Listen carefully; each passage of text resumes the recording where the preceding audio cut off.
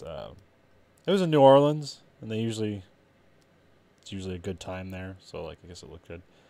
I'm trying to remember what the fuck happened. But yeah. So at the the final match, um, it was so bad that people were just chanting, "This is awful." Oh, really? Yeah. Who was fighting and what for? Brock Lesnar and Roman Reigns. Okay. Two guys you're not gonna know. You might know Brock Lesnar because He he was is an a MMA fighter, right? UFC. Yeah, he. Okay. Well, yeah, it's the same thing. Yeah, he is the was the current UFC heavyweight champion. Right. Like he won it like a couple of years ago, but then he got busted for drugs, and so Right. I knew there was something, yeah. um. But so Brock Lesnar does this as well, and but the way he has his contract is that he basically has to wrestle like 4 times a year, at like a pay per view, so he never has to show up for anything. Okay. Um, It's so that he, big multi-million dollar payday, huh? yeah. Yeah. Um, Maybe not anymore. Not if this is awful. I don't know. He's got his money. He doesn't give a shit. Right. But he's been the. I'm not sure what belt it is. There's two different shows, and they're kind of separate now. There's Raw and SmackDown. Okay. So they're kind of like set. So they have two separate kind of. They're almost like two different divisions. It's like the East Coast, West Coast kind of thing. Okay. So one is the WWE Championship, and the other one is like the WWE Universal Championship, which they might as well be the same belt. Yeah. So for Raw, Brock Lesnar is the WWE Champion, and he's basically never there. So there's basically a belt that nobody gets to fight over because they have to wait till a pay per view comes up till somebody fights over it. Right. So Roman Reigns has been fighting for this belt for like 2 years or some shit like that. He actually like 3 years ago he actually beat Brock Lesnar for the belt. Uh-huh. But then that was a fun little twist they had. Okay, so I'm gonna have to explain other shit now. Okay. So there's a pay per view called Money in the Bank. Have you ever heard of that one? No. Okay. So what it is, the special one with that is that it's a ladder match. There's like 6 guys. There's a suitcase suspended, and the guys have to beat each other up until somebody can climb the ladder and grab the suitcase. Oh, I thought you meant it was a ranking system. There's actually a ladder. Yeah. Okay, okay. uh, and whoever gets the suitcase inside is a contract to at any time you can cash it in to fight the current champion. Okay. So like at this pay per view, no, it was WrestleMania. At this WrestleMania, it was a long, drawn out fight, and Roman Reigns basically like falls on Brock Lesnar, like basically almost unconscious himself, and wins the belt. Okay. So then he's champion, and then immediately Seth Rollins, who now I have to go into 400 different 100 other things. So Seth Rollins, Roman Reigns, and a guy named Dean Ambrose came into the WWE as a group called the Shield. Um, and then they broke up, and then Seth Rollins is kind of like now they're all enemies. So Seth Rollins won the Money in the Bank, cashes it in right at the end of WrestleMania, knocks out Roman Reigns, and then he's the champion. So which is fun because the thing is like Vince McMahon really wants Roman Reigns to be like the face of the company, but Okay. the fans don't want it. Huh. And it's not really like that he's bad. It's just like he kind of got pushed too far too fast, and he's not really like the greatest kind of like talker. Okay. Like he looks good, he wrestles totally fine, but he's not necessarily there's not really a reason to like the guy necessarily. Okay. Um so to get to this WrestleMania, so it's again the fans don't really like it. Uh it's like a half an hour fight where they beat the shit out of each other, or really Roman Reigns just gets the shit beat out of him, and then the match is over and Roman Reigns loses again, and it's almost like why did we have this match? Yeah. And then Brock Lesnar walks away with millions of dollars to go do nothing for 3 months. Let's see what else happened at WrestleMania. Nia Jax won the women's title. Oh, they got a women's title now. Oh yeah, that's like a whole new thing now. So it's like the women's division is like, well, it's not really a division, but like, well, I guess it's a division. It's like huge now. Like they actually have like legitimate talent, and they aren't just treated like strippers. Like they're treated like legitimate talent now, which is Oh, good to see. okay. Well, this Nia Jax looks scary. Yeah, she's like 6 feet tall, 300 pounds. That woman would beat the shit out of you. Holy crap. Yeah, she's fighting. She's basically fighting a cheerleader. Okay. So they finally gave her a title, which makes sense because she can beat the shit out of anybody there. Yeah. 90-pound cheerleader. And the crowd was chanting, you deserve it, because she actually did, because she's been pretty good at what she does. But now they hate her because now she has to go out there and talk, and she's not really the greatest talker, so Oh, okay. they already turn on her. Yeah, she also has like a weird face because she doesn't. If you just see her face, she doesn't look like a big woman. Yeah. So she has like one of those unfortunate faces where like people have no problem telling how beautiful she is if she just loses the weight. Oh, yeah. Love to hear that one.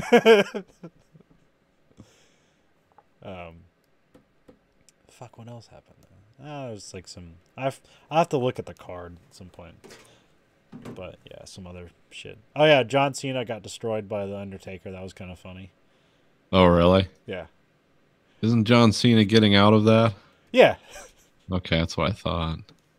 So like WrestleMania is like a big thing for the Undertaker because like for like 22 years in a row he won every match at WrestleMania. Yeah. And then they finally had Brock Lesnar in the streak, as they call it. Oh, I see. But now he's keep coming back. Anyways, yeah, it was weird. So they didn't know if the Undertaker there was no like planned Undertaker match, but you knew that there was one coming. And then like John Cena kept calling out the Undertaker, but they never there was never like a rebuttal or anything. So they just set up the match, and then eventually the Undertaker, some guy named Elias comes out. He's kind of a fun douchebag. He just walks out on the stage into darkness and plays a guitar, and then basically says how he's the greatest person in the world, and whatever town he is complete shit. So he does a good job at it. Yeah.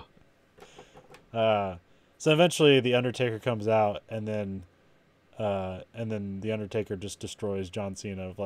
Does all his like signature moves in like 10 minutes, and the match is over. Which I guess was funny. I don't know. It was weird. Yeah. All right, so now we're getting to so like a week later, they have another pay-per-view in Saudi Arabia called The Greatest Royal Rumble. Okay. Which was fucking weird, a total shit show. But the only thing I heard is apparently they got paid $200 million to put on the show. So Oh, okay. it was like by some like Saudi Arabia. It was like some prince, but also was part of their kind of advertising for like vacationing to Saudi Arabia and stuff like that. Like it was a part of that. Like you put on a good hey, look at Saudi Arabia. But because it was Saudi Arabia, guess who couldn't wrestle? Nia Jax. All the women could not wrestle there. Yeah, I figured. Yeah, that always helps their image. Well, apparently the guy who was putting it on, he wanted like the Ultimate Warrior and like some other guy who's dead to like come out to the show. It's like, oh, he's just not aware, huh? So could you bring the Ultimate Warrior and so is it Roddy Piper? It's like that would take a lot of money. Probably technology we don't have yet, but hey, we won't stop looking for answers until you run out of money. So yeah, it was pretty much a total shit show. They had a rematch for Brock Lesnar and Roman Reigns in a cage. Okay. The rules of the cage matches is like the first person to touch the ground outside the cage wins the match. Okay.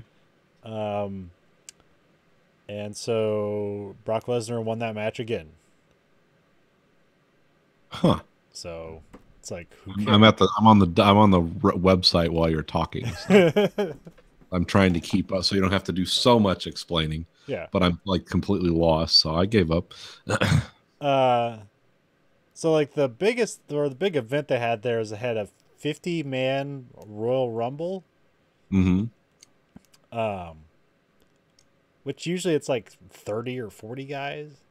Yeah. So they're really pushing it here. But like guys came out of nowhere. Like it's like I haven't heard of that guy for like 10 years, and suddenly he's back. Which they kind of do that at Royal Rumble thing. So there's two different kinds. Like you have a battle royale and you have a Royal Rumble. Battle royale is you have like 20 to 30 guys. They just start in the ring and they have to like throw each other over the rope. Okay. Because that's how you're eliminated is if you get thrown over the rope. So Okay. so That's right. I remember that. I knew there was some kind of sudden death elimination. But there's weird rules to it where like if you just like baseball slide underneath the bottom rope and just like go to sleep on the outside, like you're perfectly legal. Slide under and fall asleep, huh? The old slide and sleep game. Which I think is like literally happened at some point where like a guy went underneath the bottom rope like and then like rolled underneath the mat and just hung out there till the end of the match and then popped out. It's like I'm still a legal guy. Who's the sanctioning body of this? Yeah, all the weird fake rules to wrestling.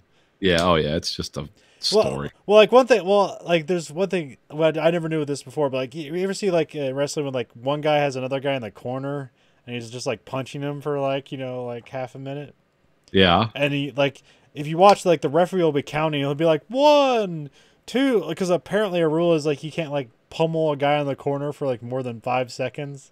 Okay. So they'll just like stop and then like yell at the ref. It's like what? I'm not doing anything, and then they'll just pummel him for another 5 seconds. Or someone will come up behind the ref and put their bra over him, or yeah, all that stuff. But yeah, it's just like a weird like I never knew that was like a fake rule. Like I've never seen anybody like oh they did it for 6 seconds now they're eliminated. Like I've never seen that happen. So it's just like a weird. It's just like a weird pacing thing I think they do. Right. Yeah. Because one thing I also didn't know is like while watching that Andre the Giant documentary is like how integral the ref is and like the whole match. Okay. Because not only like usually the guy who's like the oldest like he's running the match like they'll tell they'll kind of direct it, Mm-hmm. but also the ref is there to do that too. So the ref is actually like kind of and then if something goes wrong the ref will be there to kind of like quickly like either tap out something or just like disqualify the match, either pretend or for real. Yeah. Depending on what's going on. Well, How serious. apparently, I think they call it the double X's. If the guy crosses the arm like that, that usually means that's a real injury and that this whole thing is over right now. Yeah. Which I think they've also used that in because people know that to be a thing, so then they use it to fake something too. Right. Yeah. It's always good to have your safe word become part of the melange of plot. It's like, what could go wrong with that? Well, these guys can get killed doing this stuff. So battle royale, they all in the ring at once.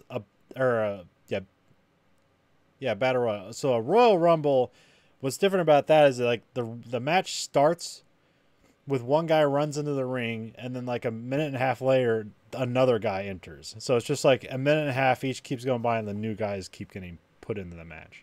Okay. So that's how that works. Yeah, it was mostly just a shit show. A lot of like people you don't know entering the ring, getting thrown out of the ring, and then because it was lasted so long, it was just a lot of people kind of like. Everyone gets to stand on stage for 10 seconds. Well, also when you have that many people in the ring, like you can't really do anything cool because there's no room to do it without Yeah, like you throw some guy off the turnbuckle and kill.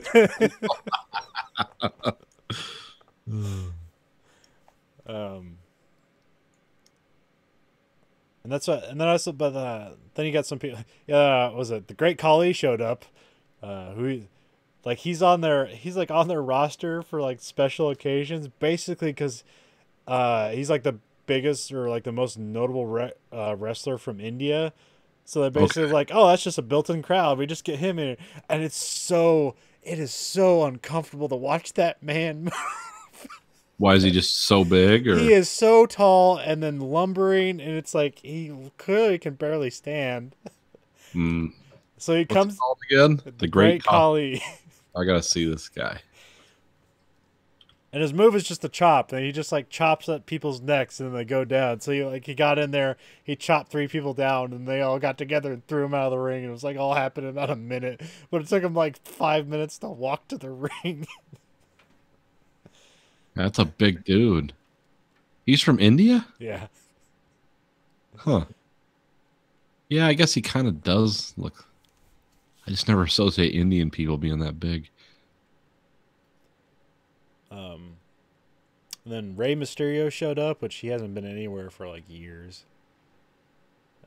But he, I mean, showed his age. But what are you gonna do? The guy's like almost like 50, so. Yeah. Um, and then and then there was a guy kind of like called Baron Corbin. He showed up, and like he's kind of he's just like a big tall guy. He's like 6'7", weighs like 300 pounds, but doesn't really look that big. But I guess he used to be a lineman, he used to be an offensive lineman in the NFL. Oh, okay. He has a great, just shitty teenager, but if he was an adult kind of like personality, that's his character. He's basically if you were a goth and barely grew out of it. But he has like some really cool moves. He has a move called the Deep Six, where he kind of like just picks up a guy, spins them around in a circle, and slams on their back. But he's like yelling the whole time he does it, so it's kind of a kind of an interesting move. And then he has a move called End of Days, which you'll have to just like look it up. It's kind of a yeah, he has a couple of good moves that he does. So I was like, this guy's kind of awesome. Like, why isn't he getting? Is he like secretly an asshole? And like, apparently he is. So, Now, which one's this? Baron Corbin. Oh, okay. I was looking up Mysterio. Oh, Rey Mysterio. Okay. Well, because I was like, why isn't? I was looking up stuff because I watching. It was like, why isn't this guy a bigger thing? And apparently it was. They were in a meeting and they were talking about concussions, and apparently he like scoffed it off. Yeah. Like, that's stupid. So the wrath, so the company who's like kind of really sensitive to that stuff now, not necessarily that they really care about people. You just know any day now a class action lawsuit's going to come down on them about concussions. Yeah, there's waiting for the other shooter. So they want to have a history of them being really serious about that stuff. So apparently they just like, so he like won the Money in the Bank match like a couple years ago, and then when he went to cash in, he lost the championship because people were want to basically wanted to teach him a lesson for like scoffing about like concussions. Oh, okay. So now he's like on their shit list. So it's like, oh, that's why he's not. That's where he pissed them off. Yeah, and he's like my age too, so I thought that was weird. It's like that's a weird thing about wrestling is like really people don't make it till they're like their mid-30s to like near 40 years old. There's not really like young wrestlers, and when you see young wrestlers, you're like, oh yeah, they suck at this right now, but there's potential there. Yeah. And then 10 years later, oh, the potential kicked in. It's a weird thing.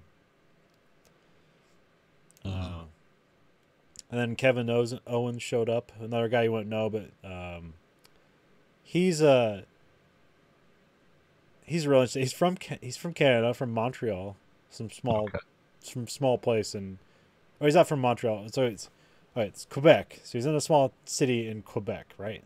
Quebec is like the province or whatever, and then Montreal is in Quebec. Yes. Okay, got that right. So he's a guy. He's like I think he's like my height. He's like 5'11". He's like 260 pounds. He looks like a big fat guy, but he's like super athletic. And it's like crazy to watch. And he's also just a really good shit talker. Yeah, well, you got to have that. Which is funny because he's Canadian. It's great that he's like just great at being a fucking piece of shit. That's really like one of his first when he got to the WWE. His first feud is. Because that was around the time where like people were hating, or like the old adult fans of wrestling hate John Cena, Uh-huh. but the kids love him. Oh, okay. Um, so a lot of times people like will a lot of times the adult people will boo John Cena, and then like the kids will like praise him or whatever. Uh, so like when Kevin Owens first came in, he was feuding with John Cena. It was basically he was just saying all the same shit that the adult fans of wrestling were saying about John Cena. It was great because it just seemed like he was going up there and just saying what was on his mind. Yeah, he's a good wrestler. Oh, okay. Um, so yeah, then eventually, so you have the greatest Royal Rumble. Eventually, it's just a lumbering mess with occasional moments, and then eventually Braun Strowman wins. He is a giant man Huh. who I'm looking looks for all this stuff. who looks like they're getting ready to give him the championship, which would make sense. Yeah. I think they'll have him. This is the real wrestling stuff. We speculate what they're gonna do. Mm-hmm. Because because it seems like it would make sense for him to beat Brock Lesnar because they're both giant men. So Yeah. if somebody's going to beat Brock Lesnar, it's going to be another giant man. So yeah, that's too much wrestling. Okay. And Well, it's good. I even watched the other stuff. So there's more shit. There's more wrestling. I watched like the Raw and SmackDown. They all sucked. Okay. I've been watching some NXT, which that's interesting. Uh, That is WWE's developmental league. okay. Like their farm team or whatever? Yes. Okay. It takes place. It's in Florida. But it's like it's all centralized in one location. Like they have like test areas. Like they have like rings that are just like made of like a bunch of foam, so that they can like do all crazy shit and not get hurt. And so like yeah, and then so like the crowds are they have like a ring area set up, and like the crowds are smaller, but it's like mostly a local crowd, so a lot of people are there. And but also because everybody knows like all these people are learning, they're not there yet. You give a lot of leeway. So even though like some of it's terrible, like some of it's great, and some of it's good to see like people like, oh, they're getting better. Like that's kind of the interesting thing about NXT is they can see people get better. Whereas when it's WWE, it's supposed to be like, okay, there's everything's supposed to work here, like everything's supposed to be good, but it's all fucking terrible, and you don't give them any leniency whatsoever.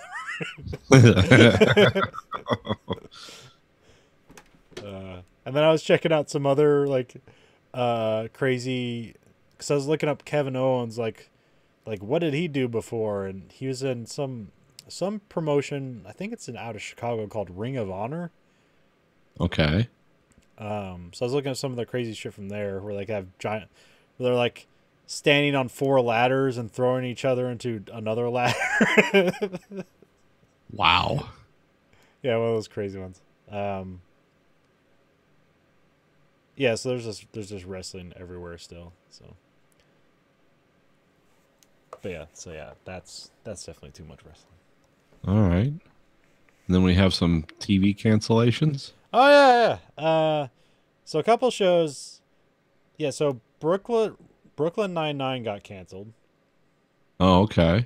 Which That's the comedy, right? Yeah, it's one of the Andy Samberg, which I've been meaning to watch, which I guess like kind of too late. But luckily enough, 2 days later, NBC picked it up for its 6th season. So Oh, okay. So it's just changing networks. yeah, so that's good there. Last Man on Earth got canceled, which I sad because I kind of wanted to see that reach a conclusion because I was the interesting thing about Last Man on Earth was, well, one, it's comedy, but kind of has that same thing about Walking Dead, where it's like where usually those scenarios like it's like a one movie shot and you never see like something like go through an evolution and reach a conclusion. Right. So again, we're not going to reach a conclusion. Took too long. Yeah. And like, there's not really much hope for that one because I guess Brooklyn Nine-Nine's produced by someone else, so that one was easier to shop around. Whereas with Last Man on Earth, I don't think there's really a production company to shop it around. I think Fox made it, and it's kind of up to them. Oh, I see. Okay. Fox also canceled The Mick, which I know nothing about, other than I think it's some people from It's Always Sunny in Philadelphia is in that. Okay. AP Bio got a season 2, so that's good. Oh, did it? Okay. Yeah, that was kind of funny. I sort of tapped out halfway through that one. Yeah.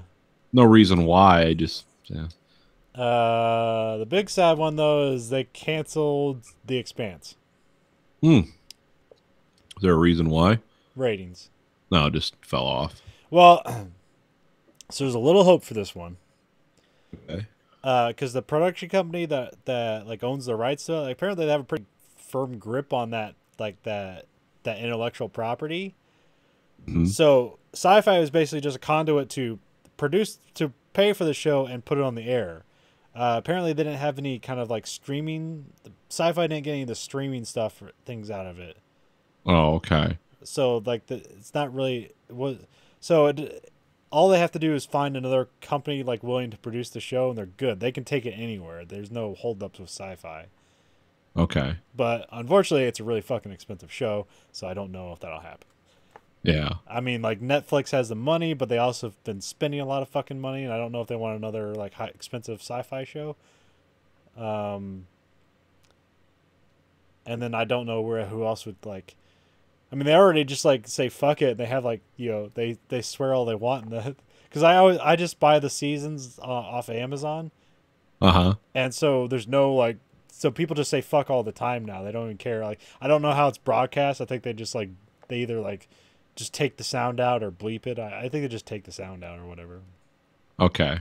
So it already seems like it's like ready for HBO, but I don't think HBO would be willing to pay for that because if it already proved not really have great ratings, I don't know what HBO would do for it. Yeah. But yeah, I was just, all I wanted them to get was to Abaddon's Gate. This is all they had to do was get to that book. They couldn't fucking do it. No. Those are the big ones. There's been like a couple more cancellations and stuff. Like that Lucifer show got canceled, but I never watched one of that. So yeah, never seen that. A bunch of other shows got canceled. It was but yeah, those are the most noble ones. Designated Survivor got canceled. Oh yeah. That's only got 2 seasons, right? I thought people liked that. 3. Okay. I think they did, but it's like a lot of those shows with characters and stories like that. You just keep upping the game. Yeah. Every season. It's like, how can we make it crazier and inversely more expensive? Marvel's Inhumans. Oh, well, yeah, I guess that makes sense. Yeah. Well, it makes sense to me because the trailer for that was fucking awful. And then I think I saw like 5 minutes of it once, and it didn't really seem to grab me at all. Yeah. But yeah, like shows get canceled all the time. But this seemed like a big list of like, oh, I know that show. I think that's a good show, or I just know it's a good show. Like, why did it get canceled? Yeah. But at least Brooklyn Nine-Nine didn't get canceled yet. NBC is gonna get to drop the hammer on that. Also, Rick and Morty got a 70-episode pickup. That's pretty good. That's money in the bank. Which I remember there's been weird stories about the turmoil over there where like, oh, there's never going to be another Rick and Morty again because like the 2 main guys don't like working with each other, or there's some weird shit with Adult Swim, and then all of a sudden like 70 episodes guaranteed. Well, sort of. Yeah, I imagine those Rick and Morty guys are odd ducks. But that's like, 7 or 6 more seasons, so that's fucking weird. Yeah, that's a lot. I wonder if they're gonna get that like Venture Brothers deal, where at some point it's like, hey, you want to make a season? Like you can, you can make a season every 3 years, because technically Venture Brothers is still a in production show, and the last 6 years there's been 2 seasons. They're on the BBC production schedule. Yeah, it's like, yeah, this is 10 seasons, so take 5 years off between every season to do something. But also The Expanse has been really good this year, so that's been. I'm gonna try to catch up this week. I have time. What did you have? You caught Westworld? Yeah, I've seen. I'm saw the first 2. Okay, So you should still be disappointed by now, right? I don't know if I'm disappointed. I always like the slow burn of that show. This might be testing my patience, but it was still interesting, but like for some reason I just and now I'm forgetting the character's name. What's the Bernard? Dolores? Is it Dolores? Oh, Dolores, yeah.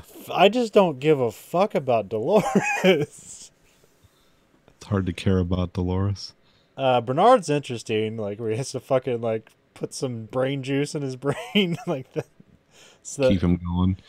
the weird split timeline stuff, kind of seem like I don't know. It just seems like they're copying what worked last year. Yeah. But like last year, you didn't necessarily know it was a split timeline unless you were looking for it. Or One of the problems with Westworld was their genius level fan base. That was because I'm not reading anything on the internet about Westworld right now. I'm just watching it. Yeah. Because like you go to those Reddit boards, it's like somebody mapped out the whole fucking show last year. It's like, oh, they were pretty much 75% accurate on everything they predicted.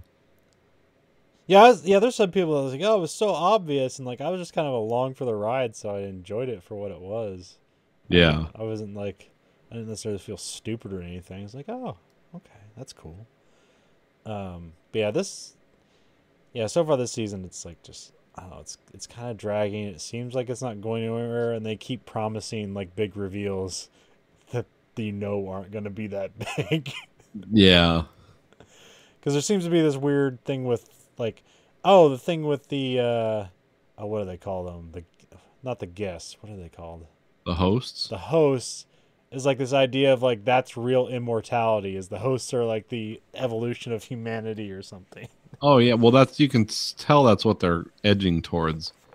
That's what I get out of it is because like, oh, why are you storing all their memories and what are you doing? Because guys like Delos that are dying, it's like, well, if you can put my memories into a host, then I can keep living through something like that can be repaired. And yeah, like, oh, so this is really what the whole purpose of this amusement park was to create human immortality. That's what I'm getting out of it. Yeah, but there's also like the thing where like, yeah, she keeps saying like you don't know what the real purpose of the park is, and there's that part where he's talking with like that, you know, where it goes back in time and like he's talking with like the one stepdad. Yeah.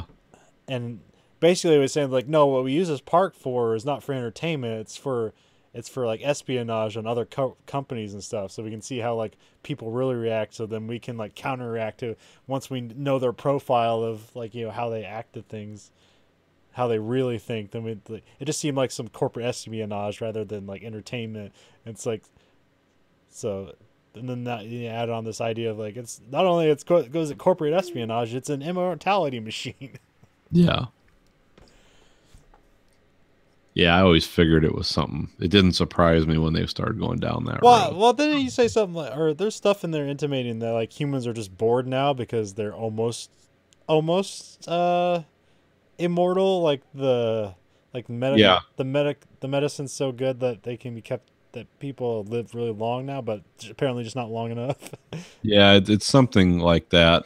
And you never know what the state of the greater society is. You know what the people at the top are doing. They're going to Westworld. But you don't know like what the rest of the world's like or even what planet they're on or what's going on. Well, I'm pretty sure. Well, yeah, I guess we couldn't. I was thinking it was just Earth, but then there was like that, like those, there was like those Chinese military guys who seemed to be like the Chinese leased this island to Westworld and now they're angry because some shit's going down, but they won't let the Chinese military on the island. Yeah, sign the paper and fuck off or something. It's like telling the guy to leave. Yeah. And then you have this other, and then Tessa Thompson, I think that's her name. No, yeah, no. Tessa. She was in. Yeah. Fuck, I know her from other things. Yeah, she was in the Thor 3 movie. Yeah. And she's also Annihilation. Anyways. Yeah, like she's like some, rogue corporation that's trying to steal all this shit. But then she knows like secret locations that have those weird like white guys. The drones. Yeah. the just the musculature with no skin and no face. Yeah. Yeah, that's kind of creepy. Yeah. And I like those parts. Like when if this season was in more of those rooms, I think I'd be more interested. But every time they go back to Westworld, I'm not that interested. Well, yeah. Also, it seems they kind of like walk back some things because I thought after like you have this revelation of was it Wyatt or whatever Mhm. she is also named, whatever Dolores is also. It's like I thought like oh then every host is now just going to be like have this revelation, but then they kind of walk this back for this season where it's like oh it's just her and like people she told. And then like all those machines they like pulled all the old hosts they pulled out of the machine to like fight this war for him or whatever. Right. Um, but all the other guys are like still going on their routines, and like I guess the interesting thing about that is like they've finished their routines, but they're not really supposed to, so now they don't know what they're to do with themselves, which I guess is kind of interesting, but also like weird. Yeah, there's a lot of the stuff with Dolores and some of the other characters is like, oh, you've got a lot of this fortune cookie Jedi logic. You're talking, and you're kind of reenacting the Russian Revolution, sort of, but not everyone. Well, you know, so it's like I'm happy being a servant. I don't want to have responsibility, and yeah. So you're doing a lot. They're moving over ground that's kind of well trod, which sort of surprises me. But yeah, I mean, it's not all Well, bad. yeah, Still but better than 90% of the shit on TV. So I kind of figured if they got fucking 2 years to work on this, it'd be better. yeah, there's so many. I don't know. The people just they fall into tropes. Because it kind of become well. That's a problem with an amazing first season. So where do you go? Yeah, Because it's like even Lost, you started to see the diminishing returns. Because every season was a block. Like first season was cool, second season was cool, third season was cool. By season four, it's like okay, we're starting to gild the lily. And then by the end, you're like, I just want to kill myself. Here's my life back. And well, it's like I'm interested. Like I said, I'm interested in kind of all the side stories except for Dolores, which is kind of like the main story. yeah, yeah. I get Because what you're saying with the Dolores stuff. It's like, oh, okay, you're great. You're Che Guevara of the fucking robots. Can we not retell that story 1,000 times? like Or Bernard stuff, maybe it'll change direction. You never yeah, know. yeah. Well, Bernard stuff is interesting because he has this weird thing where he's like, his revelation is that like, oh, I'm a host too, and how he deals with that. But now he also has like these like physical abnormalities he has to deal with, which that's weird. Yeah, And then also he has to like hide amongst people, like everyone else just thinks he's a human being. It's like so how he dodges that stuff's interesting. There's stuff with the I can't remember her name. She was the like the madam or the hooker or whatever who she's searching yeah, for her daughter. right. Like the stuff with her, like it's always cool, and like the guy she hangs out with, he's just like weirdly devoted and stuff like that. And then also the writer Yeah, guys, storyteller, the Australian guy. yeah, he's good. Like Yeah, I like that bunch of people. And then what other story is there? Then like with Ed Harris, his stuff's always interesting, but it's been very light this season. It's been like 3 scenes. yeah, yeah. There's not been a lot. Stuff he's in is good, but Yeah, but there's just not necessarily enough of it. But yeah. But yeah, it's just like you have to cut around all these stories, and then every time you get back to Dolores, it's just a bummer. oh, this bitch again. I did like that the guy from who was it? The evil guy from Breaking Bad was the guy who ran the village Oh yeah, where they all put the guns on themselves and shot themselves, and he's just standing there. All these people just committed suicide like simultaneously. He's trying to raise this army. And he was like, God damn you. I forget what the main, but Anthony Hopkins' character, because there's still stuff built into the game to stop Ed Harris yeah. that, Anthony Hopkins is doing from Beyond the Grave. Yeah. I can't think of his name. Dr. Ford. Oh, but yeah, that's, oh, yeah, so far so good. We'll see. Like I said, I'm not enthusiastically like hanging on every moment, but it's still good. Hope they don't do a True Detective on me. Oh, True Detective. I just watched that again recently, the first season. Oh, the first I was like, did you watch the second season? I I liked the main guy in the second season. Which The main the guy? damaged cop, Ray Volcaro. The guy that Oh, the the Irish actor played. Irish. What's that guy's name? The main guy in True Detective season 2. Like the guy from Battleship and shit, and Ghost or No, fuck that John Irish, Carpenter from Mars. no, the Irish actor that played the main guy in the second season of True Detective. I know Rachel McAdams and Vince Vaughn, and I don't. Oh, the guy who played. And then there's like shit, I can't remember his name. Mm.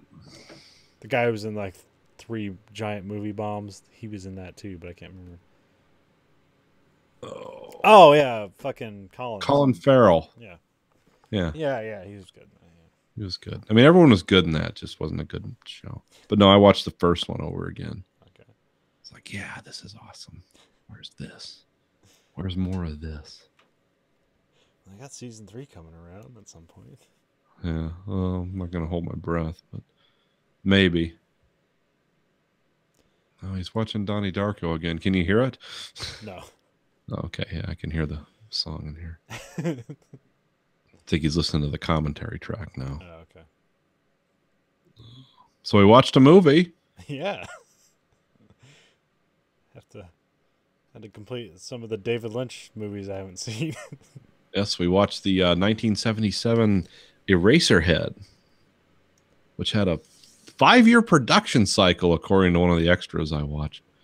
Oh, did you watch it? Oh, yeah, I didn't watch it. I read some of the IMDb trivia stuff, which is always spotty, but how were the extras? Because I think there was a lot, wasn't there? Yeah, there was one that was like 2 hours long. Jesus Christ. Talking about different retrospects on them. It didn't get through all that. Okay. But I did. Yeah, I got the high point. I mean, this was. I got the high points. Yeah, this movie was. Oh, how would I describe it? I mean, it's a David Lynch movie. Oh yeah. All the Hallmark, everything he did in every movie since then. This is like, I can. Well, I don't know. All this stuff. This is more despair than most of his stuff, because usually his stuff kind of edges around the idea of fighting against Americana as like this happy-go-lucky image, and then like you get to the darkness. Here it just kind of like starts at darkness and gets darker.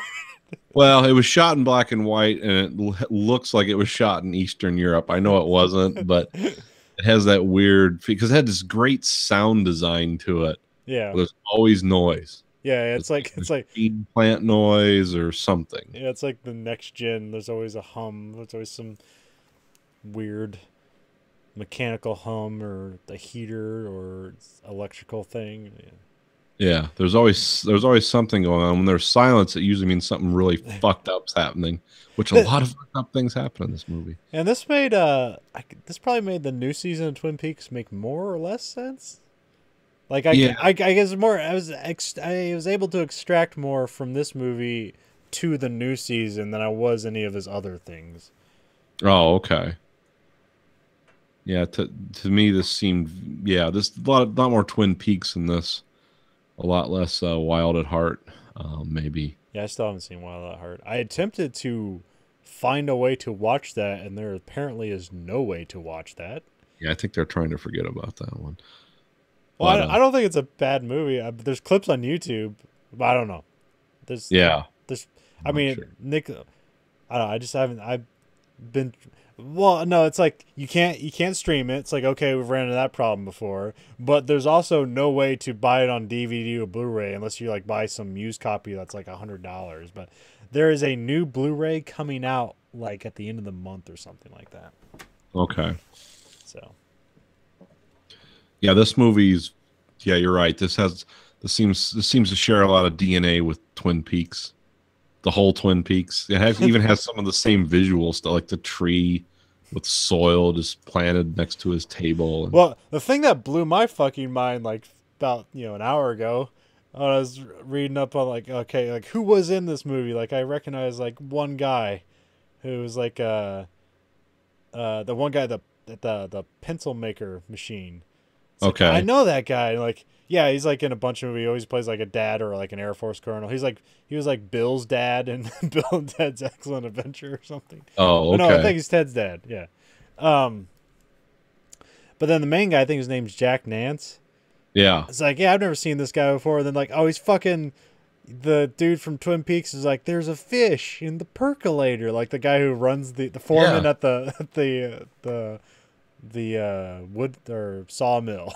Right. I was like, oh, that fucking guy, Jesus. And then there was a photo of him with like weird curly red hair and Dune. I was like, oh, there he is again. Jesus Christ. He was in Dune, Blue Velvet, Wild at Heart, Twin Peaks Firewalk with Me, Lost Highway. And then oh. Well, he died in the 90s. So yeah, he was he died in 96. Oh. Someone said he kept his hair that way For for 5 the years. years it took to make this movie. I don't know if that's true or not, but it's what I heard. Yeah, there's one. Yeah, there's one trivia. It says there's one cut where it's like 2 years later, where they had to cut from him, like Hmm. from one like 2 years ago to now, and like there was like some visible age difference there somehow. I'm sure.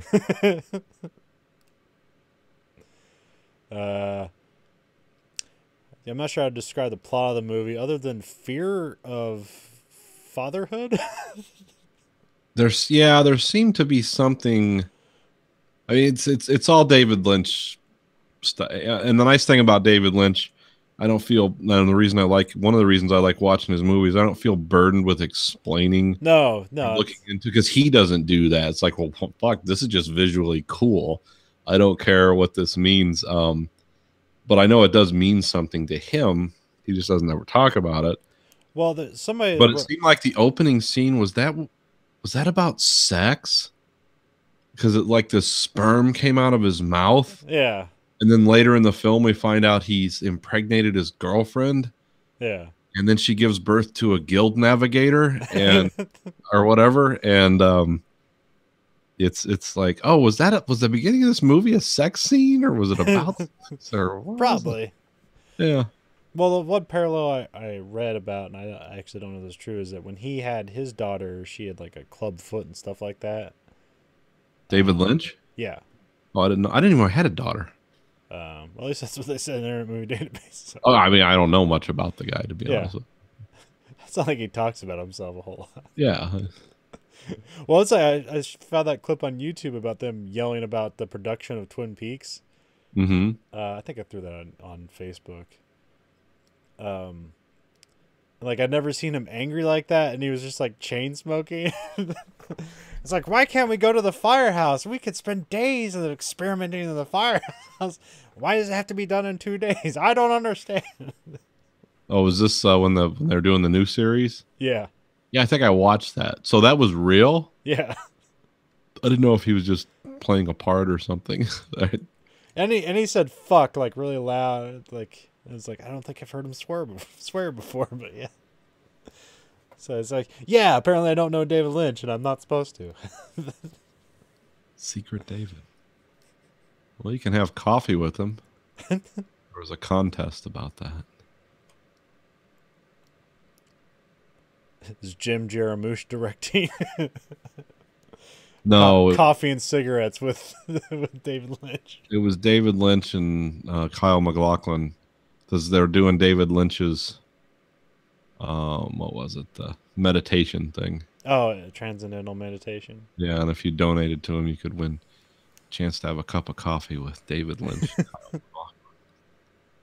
which would be cool. Throw some cherry pie in. I'd probably like to just listen to David Lynch talk for 20 minutes. I wouldn't have much to say, but I just listen to him talk. What do you think about the kids these days, David? Yeah, I don't know what he The thinks. apple doesn't fall too far from the sinkhole. You know what I mean? Yes, David. Absolutely, I know what you mean. The fuck is he talking about, Kyle? Just go with it. It's funner if you don't think about it. Just have fun with it.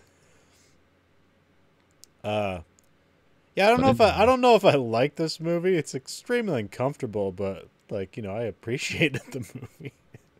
yeah, there's a lot of oh, what would it?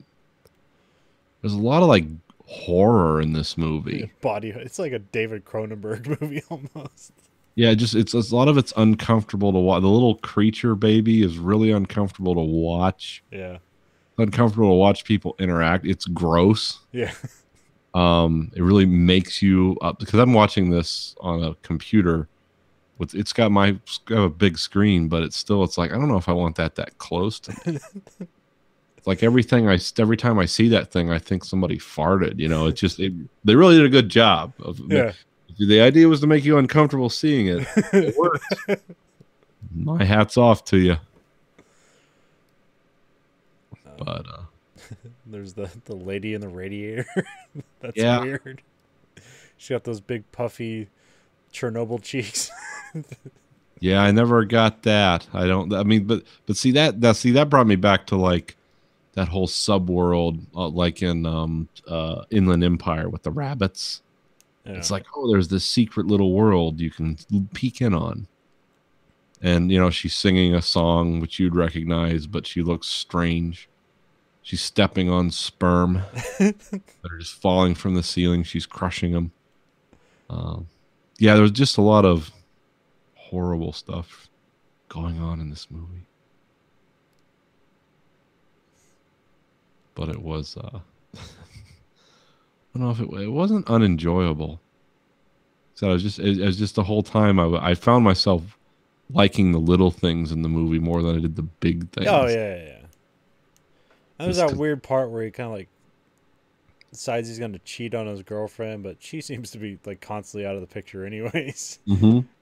And then they're just like in bed together, but then the bed like turns into a hot tub for some unknown reason. Yeah, they disappear. They like melt into lust under the water or something. And then her parents are these strange people. It's like the man-made chicken. Yeah. And the dad who's always smiling the whole time. It's like, could you cut this? I can't feel my arm anymore. I'm worried I'm going to cut it. And he talks too loud, like a lot of David Lynch stuff. Yeah. It's people talking loud and saying things. And then he goes to cut the chicken, and then blood shoots out of it, and its legs are pumping. And like, what am I? And the mom starts crying. Yeah. Well, first she like acts like she's having an orgasm when the chicken's doing that, and then she runs into the other room screaming, and the dad's just smiling like she'll be all right. And then you have grandma in the kitchen who never says or does anything except smoke and stare. And so, yeah, there's a lot of weird shit in this movie. It seemed to move apace, though.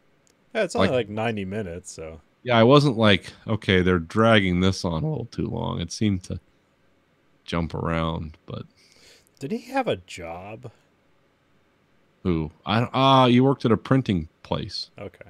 But that's kind of generic. They didn't say. They even named it. But they didn't really say what was going on or what he did there.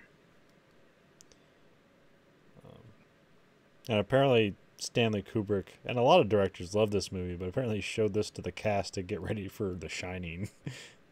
Oh, well, that would make sense. This movie's uncomfortable. Yeah. Well, it's surreal and uncomfortable. Well, apparently it became very successful as a midnight movie, and that was kind of around that time where you had like Rocky Horror Picture Show, The Harder They Come, what are their big? It's like 5 other huge midnight movies. But yeah, this played in the. I think it was like some list of like it was like a theater in San Francisco and like a theater in New York and a theater in LA that all played this every night for a year. Those would be good times. That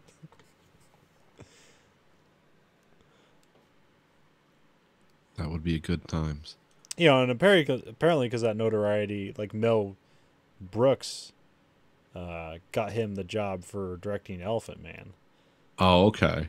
So, and apparently, George Lucas wanted him to direct one of the Star Wars movies too, but he declined. He should have done that. And apparently, David Lynch thinks H.R. Giger ripped off stuff from him from this movie. Okay, well, yeah, grisly horror slime stuff. Yeah, maybe. I'm not sure. Well, I don't know. It's one of those trivia comments in IMDb which aren't necessarily like, no citation necessary. Yeah, just this is what I think David Lynch would say. But apparently that's why he didn't work with H.R. Giger on Dune, because he thought Giger had ripped him off. No, okay. Or maybe, I don't know. I haven't looked at David Lynch's art. Maybe he thought Giger was ripping off his art he made. Because he has paintings and shit too, but I don't think I've ever seen David Lynch's paintings. Buy one of those. Look it up, because that's good podcasting.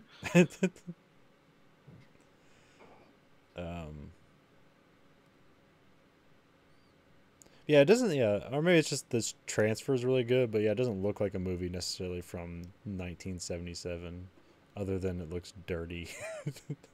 Yeah, like I said, this reminds me of like a European. This looks like something they do in like the Eastern Europe under the communist banner. That's the vibe I get from it. It was because it's shot in black and white. Yeah. And it's just a depressing industrial setting, just with people living next to factories and bricked in windows and all that stuff. Yeah. And like it just seems like everything's sickly. Yeah. And cancerous. It's like no wonder you're having wizard babies and shit living right next to the lead factory or whatever. Yeah. It does seem very Chernobyl. So yeah, and really this is essentially an early 70s movie. So yeah, it started in 72. Started before I was born, so yeah, it holds up pretty well. I don't know, and there's a lot of movies that were experimental in the 70s, but probably nothing quite like this. This is experimental, but weirdly it does have a story. Yeah.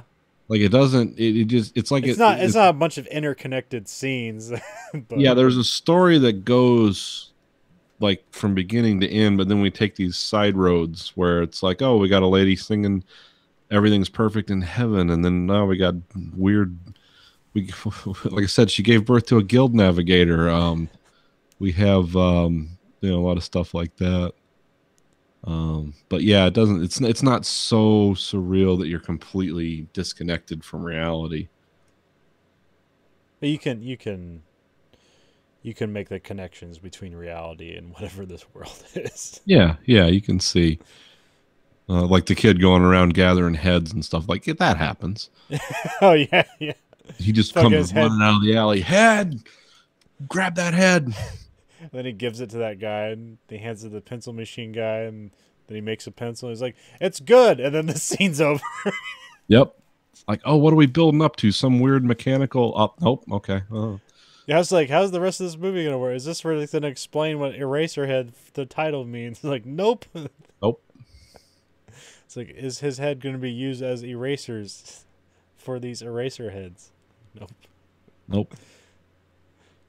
Nice thing about David Lynch, no pressure. Just you're never gonna figure it out, and he's not gonna tell you. I'm just gonna get mad that the lady next door is fucking somebody else. So I'm gonna cut the bandages open and stab my baby. Well, I'm gonna cut the bandages open, and just my baby's just a bunch of guts with a weird head on it. And then it swings around and turns into weird oatmeal. Giant. Yeah.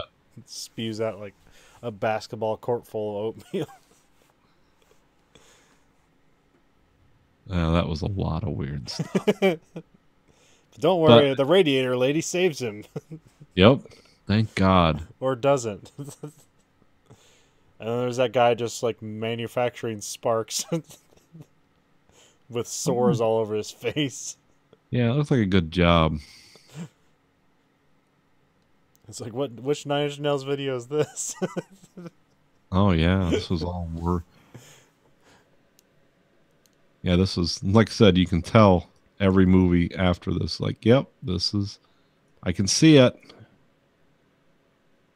There's like people singing. He always liked music. Yeah, yeah. Especially that performance is like, oh, yeah, this is the start of David Lynch making music videos. Yeah. Greatest music video director ever.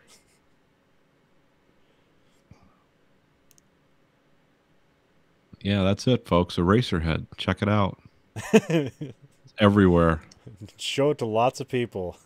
Yeah, just come over and have a party. You'll either feel more or less uncomfortable with more people. I don't know if I could watch this with a room full of people. Yeah, yeah. Well, because this is a huge midnight movie, so I like wonder like, you know, a lot of midnight movies kind of have like crowd interactions. Like, I wonder what crowds do to this movie. Yeah, it's like what? It's like you cut open the baby. Everyone finger your partner. What are we doing at this movie? It's a very, very strange film. Unsurprisingly. Oh yeah, yes. Yeah, I remember I told you like, yeah, let's do this movie. I haven't watched it, and you go, yeah, well, it's a weird movie, and I go, oh no shit. Just strange, just odd. Characterizations are great though. Well, do we have anything else for Eraserhead? I don't think so. Yeah, I think we covered it. I mean, it's just it's the thing about some of these David Lynch movies we watch is, you know, you want to say more, but it's like, you just got to have the experience. Yeah, yeah. It's not like if we went into specifics, we'd kind of like be robbing it of like any kind of. It's really what you. I mean, we can describe every scene, but it'll mean nothing to you until you see it. Yeah, so you got to watch it and love it. It's not like there's like great dialogue or.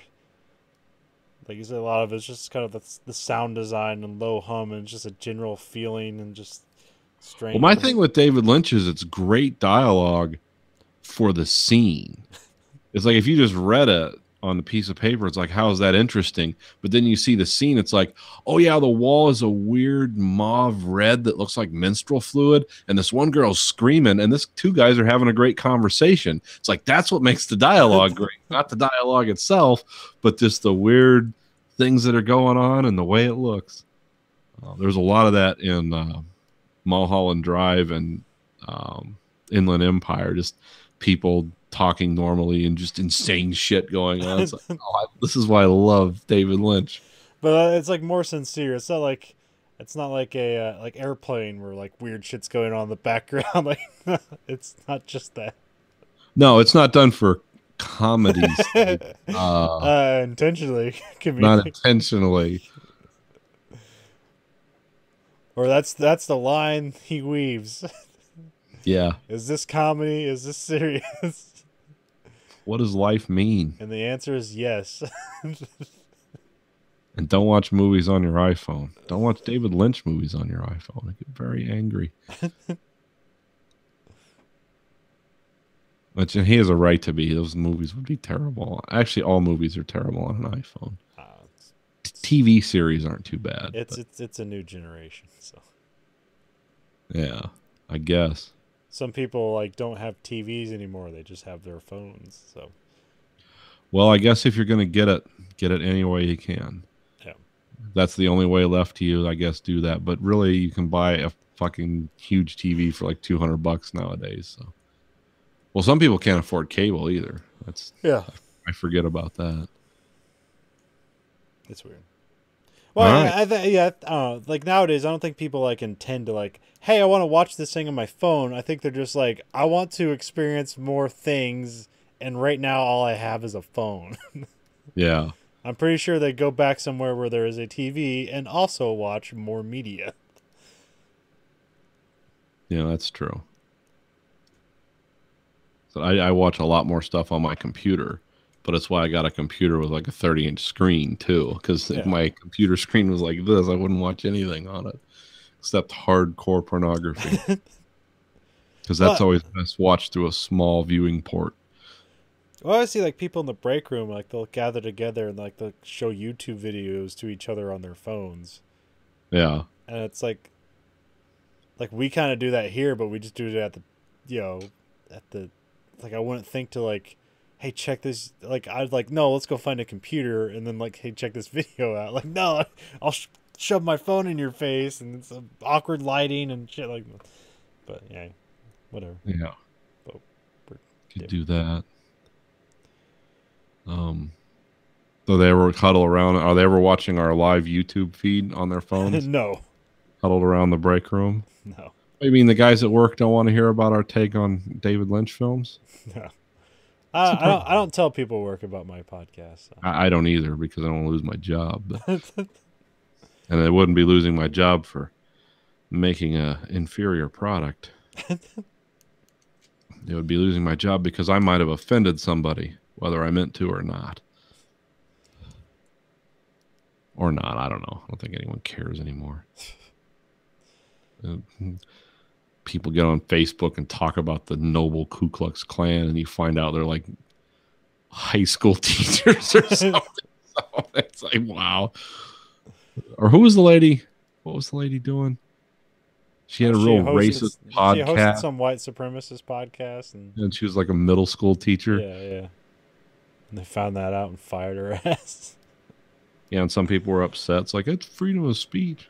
It's like, well, okay, she wasn't doing like nude art and expressing herself that way. She spouting hate speech for the let's get those two, the guy, yeah, like the free speech guys, and then like the teachers that molest their students, but because it's they're molesting male student, it's awesome because because if I were 13 it would be awesome to get a hand job from your teacher, but no, that's rape.